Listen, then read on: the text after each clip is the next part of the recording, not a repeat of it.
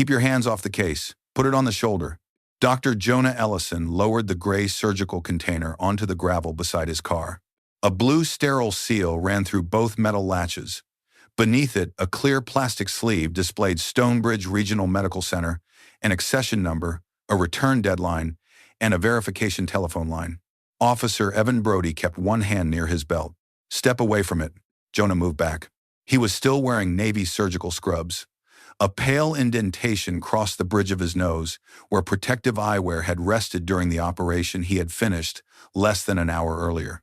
The case cannot be opened here, he said.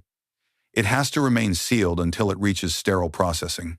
Evan glanced at the hospital identification, clipped to Jonah's chest, then at the dark vehicle parked on Larkspur Trace. Why is hospital property in your car? I was assigned to return it through the east processing entrance. The regular loading dock is closed for maintenance. A second cruiser stopped behind them. Chief Randall Pruitt stepped out slowly. He looked first at Jonah, then at the case, as though one of them had already explained the other. What did you find? Controlled medical equipment, Evan said. Private transport. He says he's taking it back to the hospital. Randall examined Jonah's identification without asking permission. Cardiothoracic surgery. Yes. You expect us to accept that because it's printed on plastic? Jonah looked toward the verification number visible through the sleeve. You can call Stonebridge. Give them the accession number. Randall did not reach for his radio. Credentials get borrowed. Property gets diverted. Hospitals lose equipment every day. This equipment has not been reported missing. You would know that? I signed it out. Jonah recited the accession number and the seal serial from memory. Blue 27 Alpha. Randall's expression changed slightly. Prepared answer. It is a chain of custody number. I am responsible for it. A third officer arrived. Leona Price approached without interrupting. Her attention settled on the blue seal. She opened a small field notebook and wrote the serial number beneath the time. Jonah noticed. If that seal is cut, he said, the instruments lose their sterile status. Record that it is intact now. Leona looked toward Randall. He had heard the request. Open it, Randall told Evan. Evan removed a folding cutter from his pocket. Jonah did not move toward him. There is no theft report and no indication the case was opened. The verification line is printed on the sleeve. Randall removed the sleeve and placed it inside a separate evidence envelope. We will determine what is verified. The cutter passed through the blue seal. The sound was small. The two broken ends fell against the case. Evan opened the lid. Inside, fitted trays held vascular clamps, aortic graft templates, measuring tools, and sealed surgical instruments arranged by size. Randall lifted one tray. Unverified controlled clinical equipment. The inventory numbers are engraved beneath each handle. We are not conducting an inventory on the roadside. You opened a sterile case on the roadside. Randall returned the tray and looked at Evan. Possible diversion? Secure it. Leona's notebook remained open. The seal number she had recorded now described something that no longer existed. Evan placed the case beside the cruiser and began filling out a property form. Randall dictated the description. Case discovered with compromised seal. Jonah turned toward him. The seal was intact when you arrived. Randall continued speaking. Contents transported outside approved medical control. Jonah read the acknowledgement form when Evan offered it. He did not sign. This description is false. Randall stepped closer. You are refusing to acknowledge seized property. I am refusing to certify a condition you created. Evan looked toward Leona. She had seen the seal before it was cut. She had written its number. Randall waited for her to say something. Leona closed the notebook. The roadside stayed quiet. Randall nodded once. Detain him for interference with evidence documentation. Jonah placed his hands behind his back before Evan touched him. I am the on-call thoracic surgeon tonight. That can be verified later. My pager is on my waistband. Stonebridge may need me. Evan removed the pager and hospital identification. He sealed both inside a property bag. Jonah was placed in the rear of the cruiser. The surgical case went into a second vehicle, its broken blue seal stored separately from the form, describing it as already compromised. At Ashford Glen Police Station, the booking officer examined the temporary report. What is the underlying charge? Randall set the property form on the counter. Medical equipment diversion pending confirmation. The booking officer searched the regional system. No hospital had reported missing surgical instruments. Inside the property bag, Jonah's pager began to vibrate. Once. Then again. The screen changed from routine callback to critical surgical standby. Across town, an ambulance entered Stonebridge Regional Medical Center, carrying a woman whose ascending aorta had begun to tear. Dr. Claire Donnelly read the name on the intake band, Ellen Pruitt. The booking officer did not touch the fingerprint scanner. He read Randall Pruitt's property report again, then searched the regional theft database.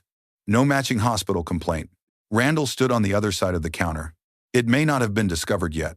What charge am I entering? Interference with a controlled property investigation. The booking officer looked toward Jonah Ellison. Jonah sat on a wooden bench beneath the station clock. Wrists free now, hospital identification and pager still sealed inside a clear property bag. What did he interfere with? He refused to sign the intake description. Jonah answered without standing. The description says the seal was already compromised.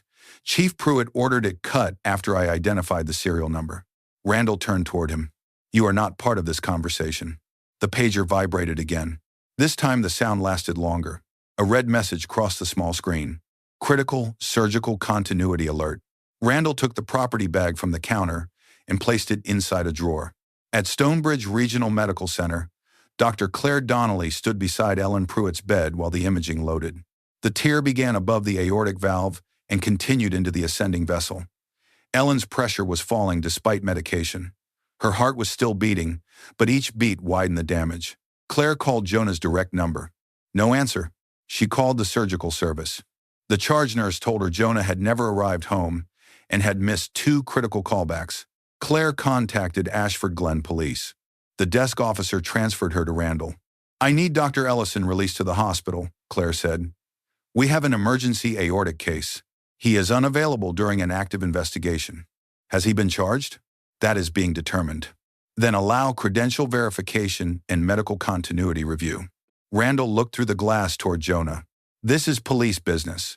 It became hospital business when you detained the surgeon assigned to emergency coverage. Claire wrote down the time and Randall's name. Then she ended the call. Miriam Sloan received the escalation 4 minutes later. She was Stonebridge's chief operating officer, not a physician. Her authority came from knowing which systems had to move before a patient ran out of time. She activated a critical clinical continuity notice. The notice went simultaneously to the police station, county council, and the state clinical operations desk.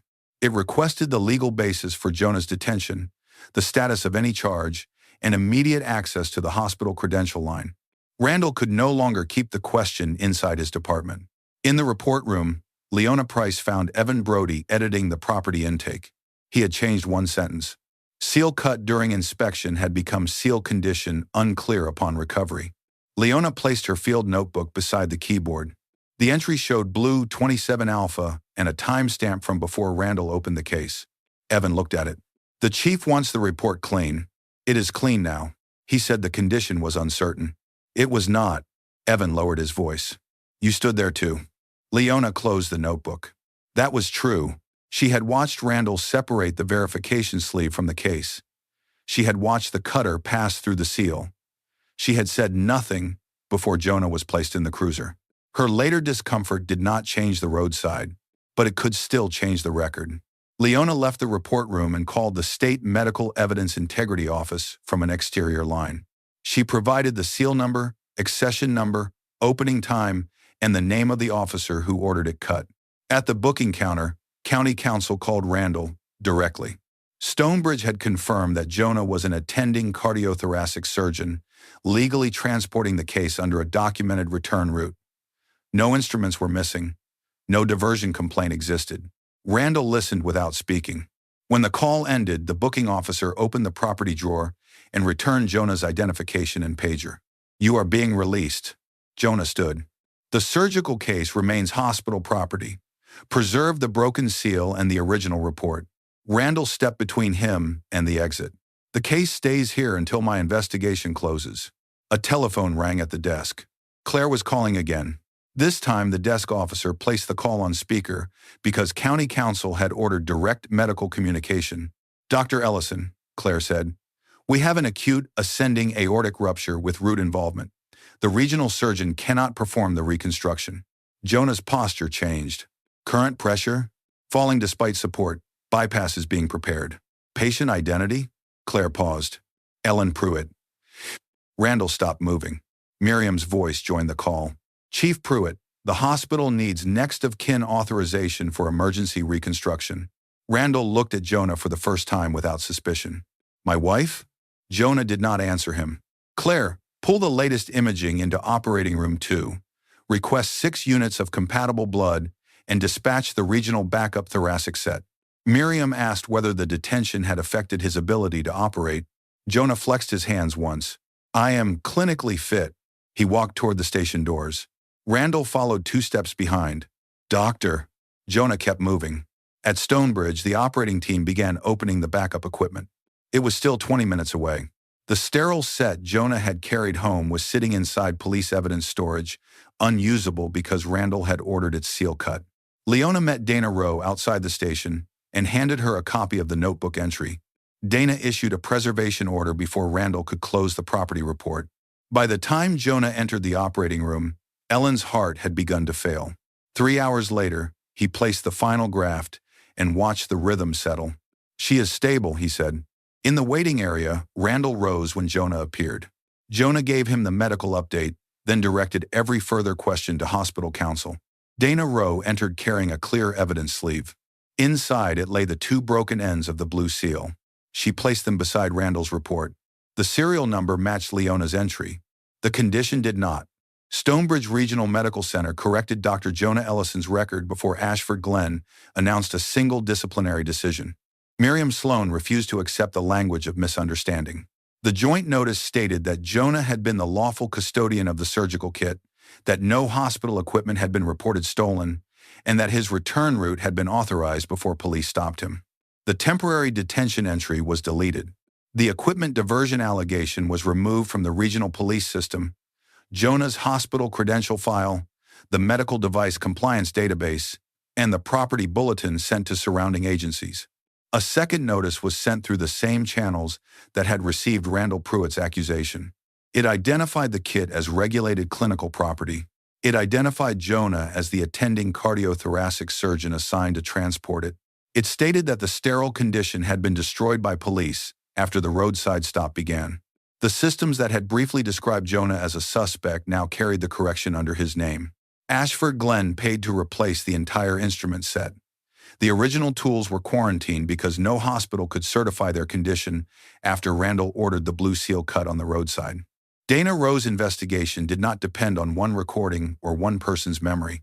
She compared the hospital transfer binder, the manufacturer's seal register, Leona Price's field notebook, the credential line recording, the critical clinical continuity notice, the station property report, and the dispatch time for the backup surgical set. The sequence left little room for interpretation. The seal was intact when officers arrived. Jonah identified Blue 27 Alpha before the case was opened. Randall refused the printed verification line. Evan Brody cut the seal under Randall's order. The report was then changed to suggest that the condition had been unclear when police recovered the case. No theft complaint existed. The detention continued after Stonebridge verified Jonah's identity, medical privileges, transport assignment, and on-call responsibility. The broken seal forced the hospital to request replacement instruments, while Ellen Pruitt's aorta continued to tear. Randall's decision had not merely delayed Jonah. It had narrowed the time available to save Randall's own wife. Ellen recovered after several weeks of rehabilitation. When investigators requested permission to use her treatment timeline, she agreed. She did not ask Jonah to meet her husband. She did not ask the licensing board for mercy. Her written statement contained only the time she entered Stonebridge, the time the hospital first requested Jonah, and the additional minutes lost because his surgical kit had been rendered unusable. Randall was suspended when the preliminary findings were issued. The city could not return the investigation to the department he had controlled for nearly 2 decades. At the state hearing, he faced findings of unlawful detention, falsification of evidence condition, interference with regulated medical property, suppression of external verification, abuse of command authority, and disruption of critical clinical care. Randall lost his position as chief. His law enforcement certification was revoked permanently. He was barred from evidence control, municipal enforcement, public safety supervision, contracted detention, and any position allowing him to direct the restraint or transport of another person. Prosecutors charged him with official misconduct and deprivation of civil rights. The court ordered him to contribute personally to the replacement cost of the surgical set because breaking the seal had served no legitimate safety purpose. During sentencing, Randall's attorney described the roadside decision as a single lapse in judgment. Dana placed the original blue seal on the evidence table beside Randall's report. One item showed what officers had found. The other showed what Randall had later claimed they had found. The judge rejected the description of a single lapse. Evan was not permitted to hide behind the chief's order. He had cut the seal, transported Jonah, signed the property intake, and entered a condition he had not observed. He was terminated for cause and lost his certification after an independent review. He was prohibited from working in private security, custodial transport, evidence handling, or any contracted position carrying restraint authority. Leona's field notes preserved the truth. They did not erase her silence on Larkspur Trace. Her record received a formal failure to intervene finding. She was suspended, removed from scene lead assignments, and required to complete an outside ethics review before returning to patrol. She was not promoted for reporting late. Her evaluation retained both facts. She had watched the seal being cut without objecting, and she had later moved the evidence beyond Randall's control before the report could be rewritten completely. Dana expanded the investigation beyond Jonah's case. Over the previous 5 years, Ashford Glen officers had seized medical devices, home care equipment, and prescription delivery containers during several roadside contacts. 7 files lacked confirmation from the lawful medical owner. 4 property descriptions had been entered only after supervisors opened or handled the items. Every affected person received a new review. 2 professional license alerts were removed. 3 seized devices were replaced at city expense. 1 old charge based entirely on an officer's description of unverified medical equipment was dismissed. The inquiry made clear that Jonah had not encountered an isolated mistake. Randall had built a department in which suspicion could be written first and verification postponed until it no longer mattered. Jonah accepted compensation for the detention, damage to his professional record, and the interruption of his on-call service. He declined to establish a foundation bearing his name. Part of the settlement funded regional transport for backup surgical teams. Another portion created a 24-hour clinical credential verification desk independent of local police departments. Ashford Glen adopted the clinical continuity and medical property protocol. Police could not classify surgical equipment as stolen without a report from its lawful owner or evidence of unauthorized possession. Before any clinical seal was opened, its serial number, condition, time, and legal basis had to be documented. The officer ordering the opening could not be the only person describing the evidence afterward. Detaining an on-call specialist automatically notified hospital operations, county council, and an outside patient safety authority. Hospital verification could not be routed back through the officer whose decision was under challenge. Any medical property seizure involving a command officer required immediate external review. Months later, Jonah entered an operating room for a scheduled aortic reconstruction. The scrub nurse opened a sterile tray beneath the white surgical lights. She checked each instrument against the inventory sheet. Aortic clamp. Jonah extended his hand. Graft sizing template. His hand remained steady. No one called the instruments suspicious property. No one separated their labels from the case that verified them. No one asked Jonah to prove that his scrubs, his knowledge, or the operating room belonged to him. Under the surgical lights, each instrument was placed back into Jonah's hand by its proper name. This story is fictional.